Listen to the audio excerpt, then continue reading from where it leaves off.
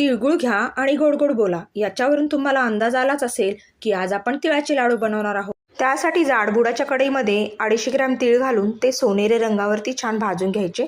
भाजून झाले की बाजूला काढून घ्यायचे. आता त्याच कढईमध्ये 150 ग्रॅम शेंगदाणे घालून डागळेपर्यंत खरपूसाचे भाजून घ्यायचे.